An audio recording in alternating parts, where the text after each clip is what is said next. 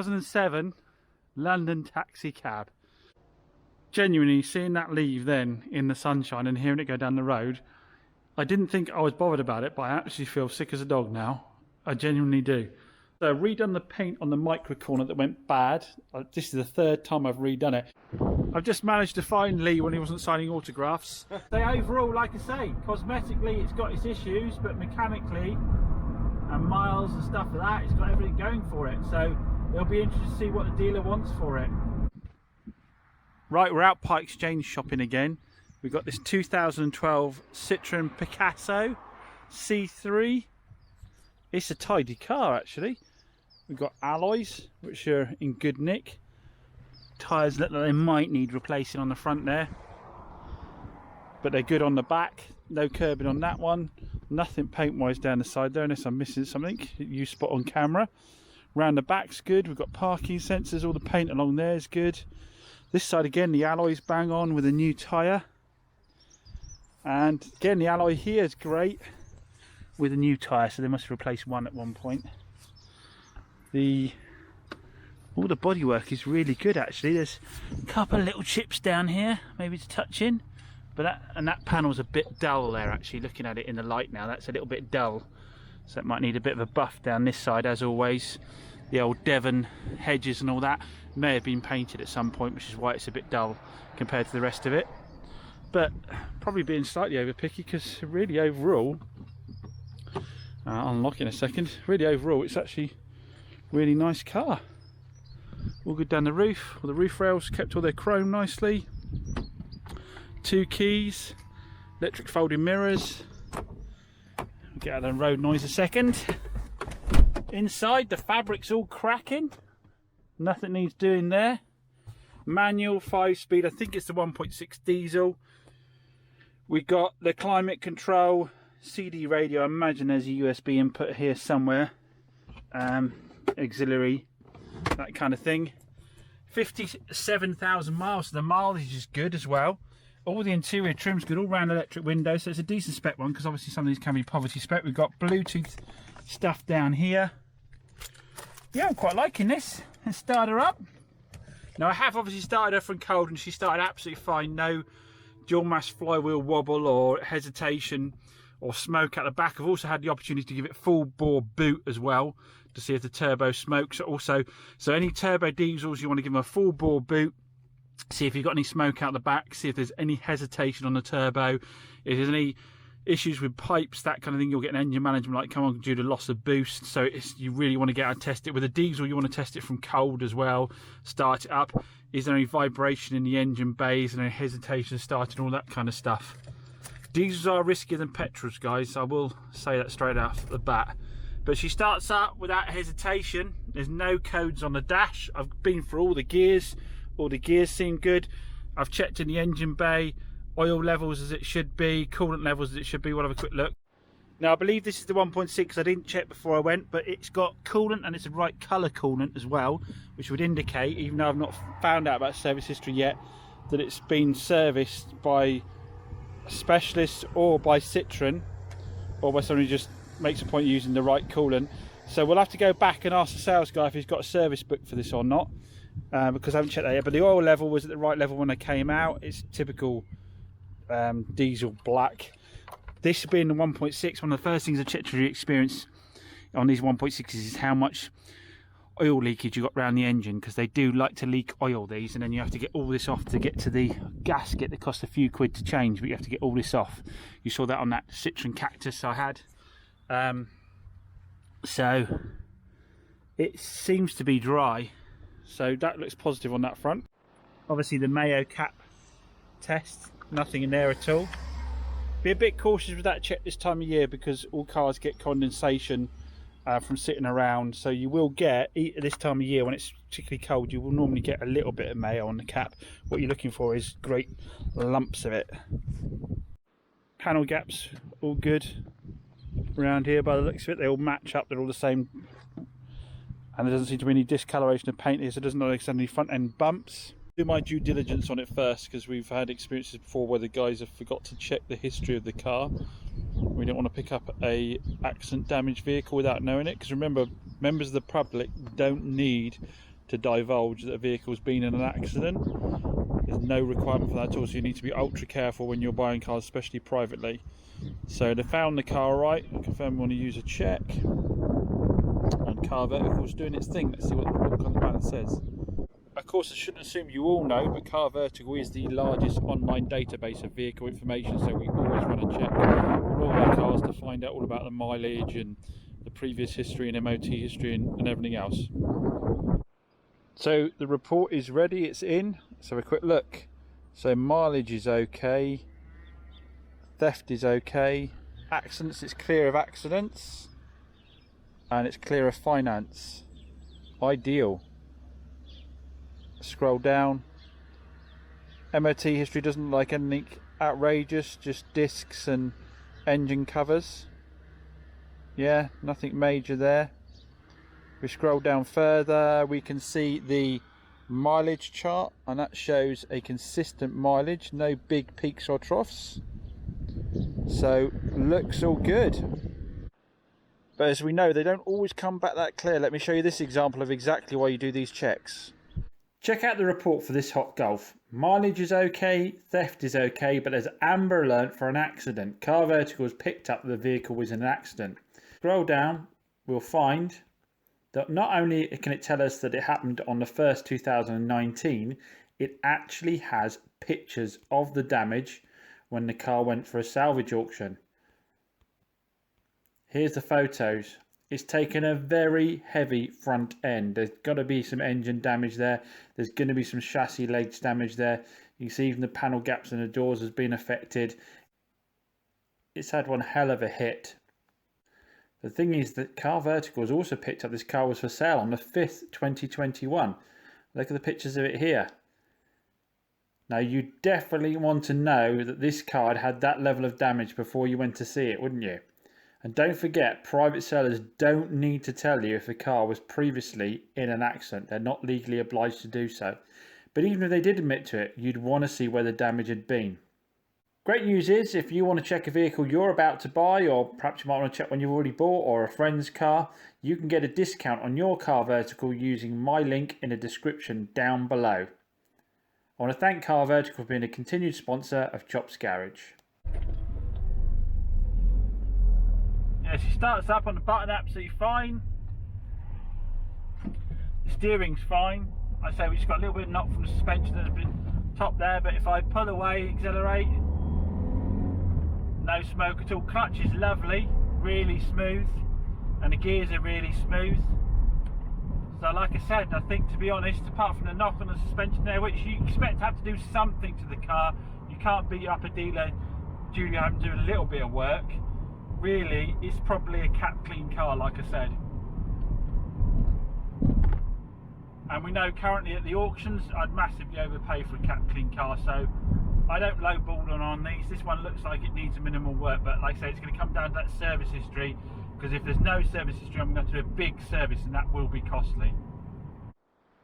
So back in another, we've got this 2011 or mid 2011 Hyundai i20. Now you guys know I love these Hyundais. You know I like Hyundais in general. It's got the I think it's a 1.2 petrol engine. I'll double check if it's a 1.2 or 1.4. I think it's a 1.2. Bulletproof engine. He's jinxed himself completely now, hasn't he? But as a general, bulletproof. They're cracking cars. I like the i10s for nipping around town, but if you're going to get on the odd dual carriageway, be out and about a bit more, you've got a bit more stuff to lug about. The i20s are brilliant. I think they're a cracking first car. The kind of thing I'd put my daughter in. A bit more car around her, a bit more metal around her, but same Hyundai reliability. Anyway, what have we got here? I think this is a classic based on the wheel trims and the fact it's got manual rear windows. So I think this is a classic spec. It's a nice car. I'm going to show you why it's a particularly good car in a minute, but it's the pink edition. It's gone a bit pinky, and unfortunately the rear bumper's gone a different pink, which is really going to be a pain in the bum, because to paint that, if you get the paint code for the Hyundai in its normal colour, it won't match the rest of it because this is faded, and that'll be bright red and the rest of it will look faded. So do you have to go along and try and get the guys to mix it, and they have to come back and forth. It may well be, well, I don't think we can not do it. we'll discuss this a bit more in a minute actually, but going around the bodywork actually seems good. I think we need some front tyres. We've got new tyres on the back, but the front tyres look a little bit low. We've got an MOT from last year inside, which we'll take a look at, but in terms of the bodywork itself, it's all good, no scrapes and scratches. It's just faded, and we can buff it up and we'll see what the colour comes up like, but it won't come up to a red because obviously there's lacquer over colour. It's only the old cars really that had one stage paint. On these, obviously you've got clear lacquer over the top of the red, so the colour's leached out from behind. If I buff it, I'm buffing the clear coat, not the red, but it should still come up a bit. Inside, it is mint, really good condition. As I said, being the Classic, we've only got front electric windows, we've got aircon, we've got auxiliary input, no Bluetooth, so I want to stick a little dongle in for that. But they are what they are, aren't they, these little Hyundais? I'll pit them against anything used, value for money wise. It's all well and good having all these toys, but only if they're all working. But it's only done 43,000 miles. Now on top of that, it has a full Hyundai service history. So a main dealer service history, all fully stamped here. The last MOT, it runs till September. The last MOT, it had warning there's some windscreen damage. I've missed that. Where's that then? Well, they may well have put a screen in it, you know, because I can't see any damage to this. It's a Hyundai screen, though, so I'd be surprised if they put a Hyundai screen in it. I can't see any damage to the screen at all. I'll have to have a better look, but it might be they actually put a screen in with Hyundai. Nail in the tyre offside rear, brake pipe corroded or covered in grease. I hate that one because it could just be grease or dirt. Offside rear backing plate corroded. Well, who gives a monkeys about that? So, decent MOT. Full service history, low mileage, but as we know, and you traders out there will know this, comment down below, the public as a general rule would have a car with double the mileage and no service history but immaculate paint. Now obviously we're not going to respray the whole thing to get rid of the faded paint. That's going to be mental. The only thing we'd do is a bit on that rear bumper. I think we'll have to see if we can score the car, how much it polishes up afterwards. Starts up on the button. Clutch is good. I don't need to show you drive me one of these, you know, flipping, well, I will do. I'll do a little short run on it just to give you an idea of what to look out for. But I've not heard any clunks or knocks from the suspension. The engine idles down. Oh, let me show you the engine bay a second. See, that door's very faded. That's very faded, that one. To be honest, it might be a case of selling it as is. Comment down below. I can't go around and paint the entire car. No one's ever going to pay me the money to paint the entire car. That's just madness. It would stick like £2 on the car. No one's going to pay that premium. And I'm not going to be gifted this car where spending £2 on a paint job is affordable. If any of you think that dealers get cars that cheap, you need your head reading. So realistically, I think a buff and a sale as it is at a lower price, which is a shame to get a lower price for it when it's got a full main dealer service history and low mileage, but reality is giving it a buff and selling at a lower price is probably the way forward. Comment down below, let me know, because you're the consumers. Most of you on there are the consumers. What would your thoughts be? Anyway, take it a quick spin. Coolant's the right level. We've got aftermarket batteries, so it's a battery change at some point. It's dry around the rear main seal between the gearbox and the engine's all dry, but for those of you who think the main dealers don't do the services they say they do, look how clean that oil is. Woohoo!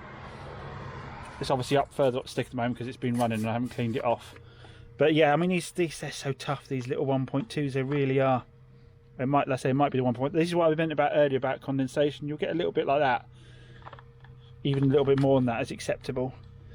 But no, it's belt there looks fairly new. Can't beat that service history, can you? As I said, starts on the button.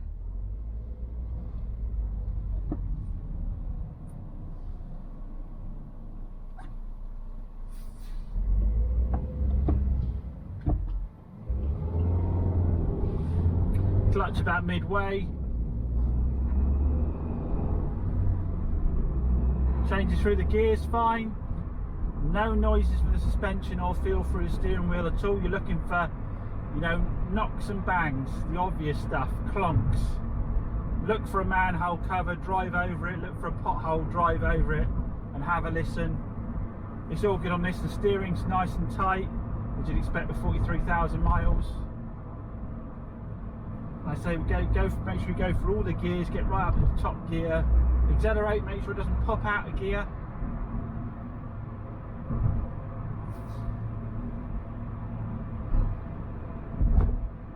But I'd say overall, like I say, cosmetically it's got its issues, but mechanically and miles and stuff like that, it's got everything going for it. So it'll be interesting to see what the dealer wants for it. Lee's new track day car. Look at this bad boy. He just keeps buying himself more and more toys, that Lee, doesn't he? Proxy R, I didn't know if Proxies were any good, R88, but people tend to have those, don't they? 888, isn't it? I think they are.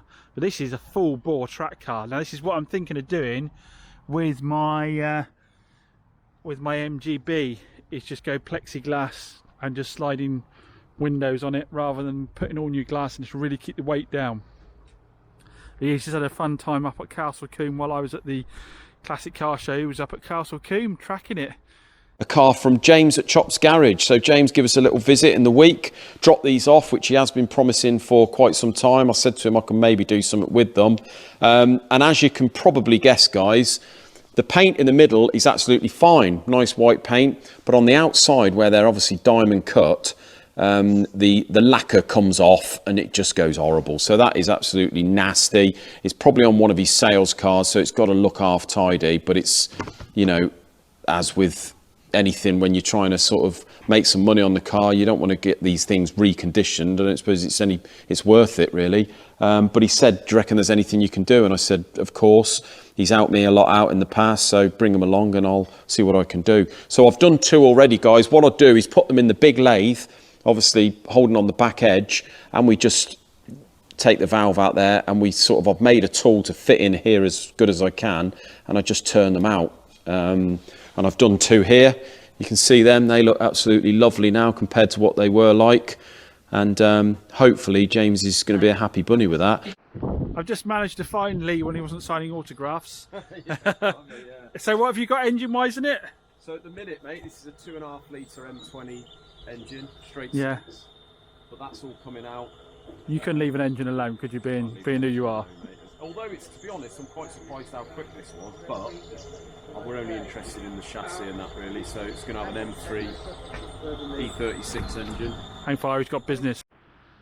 So yeah, he's done his little bit of business there. So you're putting, what engine you're putting in it? So it's having a 3.2 E36 M3 engine in a S50. How many horsepower will that be? Well, it's probably going to be a good 130 horsepower more than that. And what do you reckon that's running at? That's good. I would have thought it's getting on a couple of 100 horsepower. That. So the important question is, do you reckon that would go in the MGB? I expect it probably would. Because it's rear-wheel drive, isn't it? It's got the ITBs on it with carbon air. Oh, that sounds amazing. It does sound nice. So you had a track day, and did you go off the track backwards at all in it? No, I didn't, mate. I wasn't going too hard, but I just wanted to. They look like they feel like they've got hot. They do. Just see if it was all right, and now we're just going to pull it to bits. So I was trying to, for the viewers, I was trying to add up in my hands how many toys you've got currently, but I ran out of fingers too quickly, unfortunately. Nearly as many as you, I expect, James. Yeah, no, cut. So I've redone the paint on the micro corner that went bad. This is the 3rd time I've redone it. What I decided as well is, because that new paint is darker, rather than doing it up to the edge of the bumper, what you'll see I've done here is actually blended it into this quarter panel here and then lacquered up here, so it's not obvious. There's not an obvious line anymore, and took it out and blended it over here, so it blends in there and it blends in there. It needs a bit of a buff over. I don't know what was going on. I've never had so many reactions all my life. I took the light out in the end. It makes it easier. Always do that. If there's only a couple of bolts, take the light out. Take the light out. It makes life easier. I'm not going to say it's perfect, but you can see it looks a lot better. And like I said, there's no obvious line in where the darker colour is. There'll obviously be, those of you looking for it, you'll see it, but it's not absolutely obvious now. So we can finally get on to cleaning it up, polish the headlights, touch the wheels up, clean it up, get it down for an MOT, and then we might finally actually have it for sale. Been fitting the wheels back to the VW Up, giving them a clean down. But I wanted to see what these look like on the car. Obviously I can't put the centre trims in until I've moved the car back and forth a few times and re-torqued up the wheels. In fact, they've not been torqued up at all yet, just been put on with the gun. And then yeah, then we'll look like with the centres in. But yeah, massive thanks to Lee again. It's going to look so much better than all that flaky lacquer. Right, I put the wheels inside, but I've got to run another errand because eagle-eyed of you might have noticed I'm driving a Dacia Sandero, and this is the one I sold probably about, must be getting on 4 months ago, the 2018 one we sold. Now, I think I said in the previous video, this went to the guys at Car Care after the lady reported he had an engine management light coming on and then disappearing for about 2 or 3 weeks and then coming back again and disappearing 2 or 3 weeks again. When she first came in with me, I ran a check on it and it said something regarding emissions, and I thought, it's been sitting around a while, it's gone on and then come back off again, it might be marginal, so we put some cleaner in it. We ran it for a bit, the code came back again, took it down to the Car Care guys. They read the codes and they looked at it and they said they were getting no reading on the first sensor, the pre-cat sensor, the one on the manifold. They were getting no reading, so they thought it was that. £200 lighter from Renault for a genuine one, and a few quid for fitting. Not a lot, Car Care guys look after me like Moors do. Lady took it away, and again, a few weeks later, engine management light pops up again. They're taking it in and read it again, and this time they say it's they think it needs the catalytic converter changing, which is a right pain in the bum, having spent 200 quid on a sensor. So we've got a new cat there. We need to get that installed. The funny thing is, because she's obviously had problems back and forth, wouldn't make life easy for her. She lives in Barnstable. I needed to go to Barnstable anyway, so what I did is I drove the Suzuki Swift down and swapped the cars over. And I said to her, I said, use it like you stole it, the Suzuki Swift that is, have some fun with it, it's a fun car. I've had a message from her, literally just come from my phone going, don't bother bringing my car back. So I think she's having a lot of fun in the Suzuki. Anyway, let's get this cat sorted and hopefully we can get the car back to her on the same day. Obviously this is taking a big dent in the margin on this car. Yeah, we're very fair with price for the age. 2018 was, I think, 40 odd thousand miles. I think, what were we, 5,995 or something on this? It was something. It was a cheap car for the age and the mileage. So this is going to take a big dent. Unfortunately, it's my own fault. I always put emissions cover on my warranty-wise policies, which cover the catalytic converter and the sensors. For some reason I forgot to add it on this. When she first came, she went, no problem, we'll claim through the warranty, with no questions asked on that age and mileage. Check the policy, blooming forgot it on this one car. So lesson learnt, double check on that. The code goes away on its own. It's like it's not on there now. I've been driving it all morning, it's not on there now. And she said it went out a few weeks ago, and it's really annoying. It must be really marginal. I hate all these modern cars, they're so anal about air fuel mixtures and all that kind of guff. You know, the car drives absolutely perfectly, so we're swapping this part out. In reality, there's nothing wrong with it. Very annoying. Right, dropped the Dacia in for the cat. Boys have got onto the Sanyong. So if you remember, this was here because initially it had the gearbox, had a harsh change second to third, which it's still got. It's had the fresh fluid in it. It's not as bad, but it's still there. But then when I took it for the next test drive, it overheated, and the boys have just pulled it in and had a look at that. Luckily, it looks like all that's happened is someone put a new radiator in it before we got it, and they used the old hose clamps, and some of them are not very good. They're not tightening up properly, and it's been losing fluid via that. So they've put new hose clamps on, but the trouble is it's got no MOT now, so they want to test drive it. So in order to test drive it, we need to put it through an MOT, so I'm going to have to get it cleaned up and sold as soon as that's been done. But luckily that was an easy fix. I've decided with that we'll just sell it as a known fault, get it out the door. So next task, we're strolling over to Motorworks after being at Moores to pick up the Suzuki Vitara. I had a clutch drop down to them, but they've been honest, they've rung me and said they're not going to get it fitted in until early next month. So we're going to take that back. Got the tray plates with me. I'm going to take that back and see if we can get it fitted in anywhere else. Just in case you're wondering, it's 12 o'clock. It's just turned 12, and that's what we've had done so far this morning. We've gone over, we've test driven those two part exchange cars, taken them out, worked out a deal on those two, which I am buying. We've been over, picked up the wheels, had the tyres put back on the wheels, take them over to the unit. Oh, I forgot, first thing we went and got the car, sort of Dacia over for the Suzuki, didn't we, before we went over and looked at the part exchange cars. So went to the customers, swapped the two cars over, went and looked at the part exchanges. Then we went and what did we do after that? Yeah, then we went and got the wheels and tyres put on the little wheels from the VW and saw Lee. Then we got back, dropped the wheels off, taken the Dacia down to Moores, and now we're off to get the Suzuki Vitara, and it's just turned 12. This is happening, guys. The Porsche's gone. It's sold. I didn't even retail it, I traded it. Oh my god, I can't believe I've just sold that thing. Genuinely, watching that leave now, I can't believe I've sold that. What an idiot. Genuinely, seeing that leave then in the sunshine and hearing it go down the road, I didn't think I was bothered about it, but I actually feel sick as a dog now. I genuinely do. That was probably the perfect 911. It was the right engine, it was the right spec, it was the right colour, it had the right history. So what happened was I was going up to the show with Mike and I got a message from a mate of mine saying he was looking for a 911 and he knew I had one. What did I want for it? I gave him a bid on the car. I gave him a price. I don't really know why I gave him a price. I guess it's because I haven't used it. I'm worried about using it. For the life of me, I can't understand why I gave him a figure at all. And he agreed to figure. He agreed to figure and he wanted to come over and look at it today. Now, you guys know me. If I've given you a figure and I've agreed to deal with you, it's going ahead. Regardless of how much remorse I have afterwards, if I need to be that guy that if I say something, that's it. It's a done deal. So when he actually agreed to meet that number and said he was going to pick up the car, I had to honour it. I had to honour it. So, yeah. The only sweetener, really, is that I got a little car back in as well. I got a little Fabia in that I can retail. That's the only sweetener. That wasn't the plan. The plan was he just came and got that Porsche, but he's had this in Part X, and that was the only sweetener. I kind of really insisted on it for the deal to go ahead because he came in it and he said he was going to be trading it out. So I thought, well, at least I can make a bit of money out of Porsche and make a bit of money out of this as well. This is the game, guys. This is Chop's Garage. We go from a 911 Porsche to a 2010 Fabia. It's done 85,000 miles. It's a 3-cylinder. It's a tidy little car. It's got some PDR dents on the bonnet here. Something's been crashed on the bonnet there, crunched on the bonnet.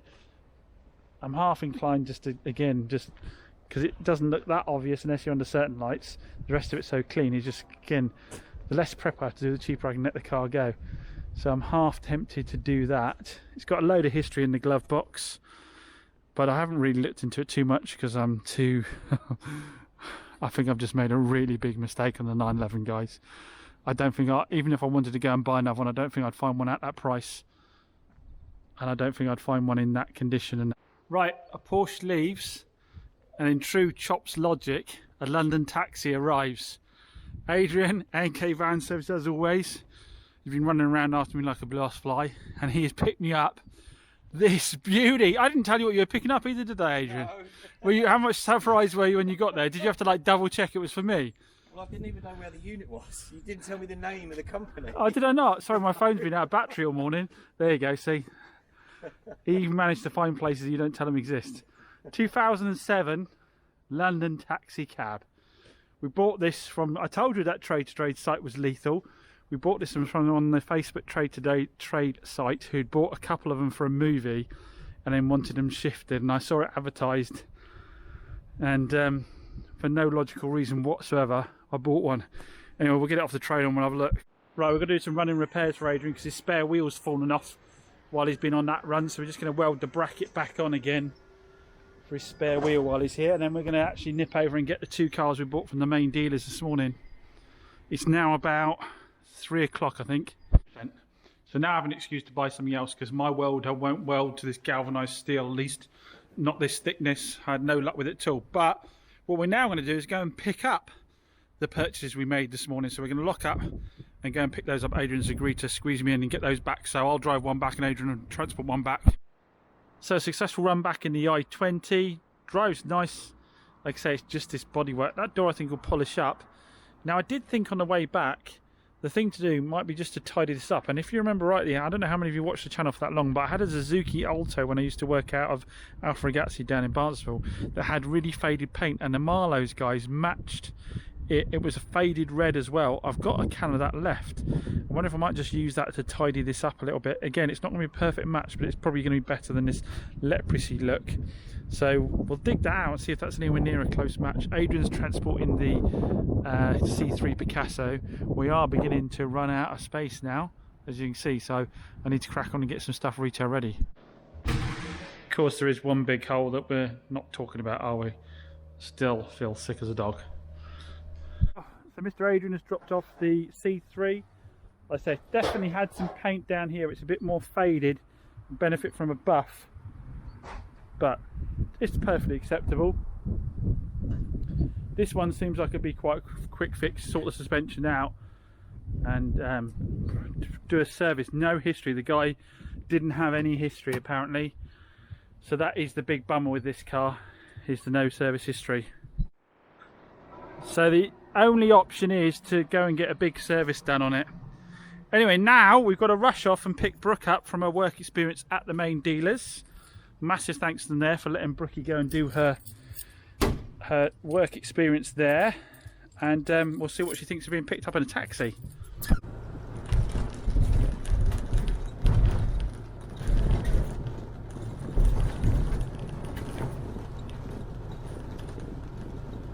Don't forget to be safe when you're out there buying cars. Make sure you use that exclusive Chops Garage discount code.